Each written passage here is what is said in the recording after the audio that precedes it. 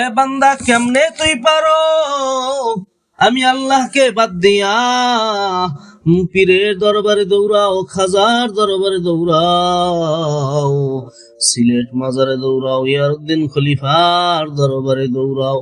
এ বান্দা মাজার জিয়ারত করবি, আমি আল্লাহর কোনো বাধা নাই, কোনো নিষেধ নাই। কবর জিয়ারত করবি, কবরের কাছে যাইবি, তবে কবরওয়ালা কিছু দিতে পারবে, কবরওয়ালার কোন স্পেশাল ক্ষমতা আছে এইটা মনে কইরা তোমরা কবরের কাছে যাইও না।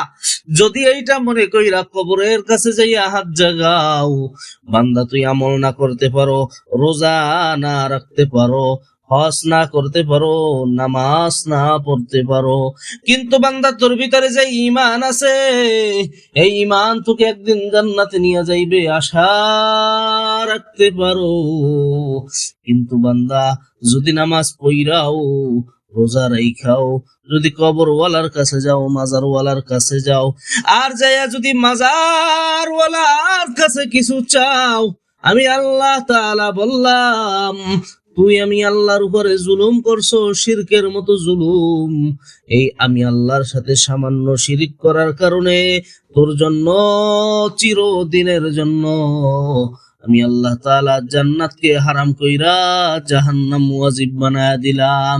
এই জন্য ভাইরা, দোস্ত বুজুর্গ আমার, আল্লাহর সাথে কোনো শরীক করা যাবে না, আল্লাহর উলুহিয়াতের ভিতর কাউকে ঢুকানো যাবে না। আমার আল্লাহ তাআলার যত গুণবাচক নাম আছে, এই সিফাতগুলা, এই খাসিয়াতগুলা একমাত্র আমি আমার আল্লাহর, একমাত্র আমি আমার আল্লাহর। এই সিফাত দুনিয়ার অন্য কোনো মানুষের ভিতরে নাই। রাজ্জাক তো রাজ্জাক আমার আল্লাহ, খালেক তো খালেক হইলেন আমার আল্লাহ, দাতা তো দাতা হইলেন আমার আল্লাহ।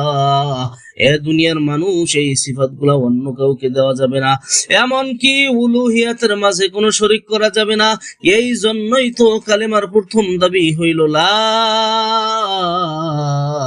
ইলাহা ইল্লাল্লাহ।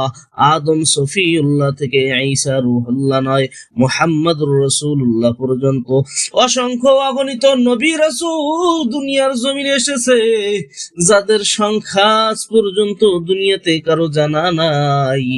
সমস্ত নবীদের একটা তাওহীদের বাক্য একটাই ছিল, দাওয়াতের বাক্য, দাওয়াতের বাণী একটাই ছিল, ইয়া আইয়ুহান নাস কুলু লা ইলাহা ইল্লাল্লাহ। হে মানুষ, তোমরা সবাই এক আল্লাহর উলুহিয়াতের সাক্ষ্য দাও, আল্লাহ একজন, এই সাক্ষ্য দাও। যদি দিবার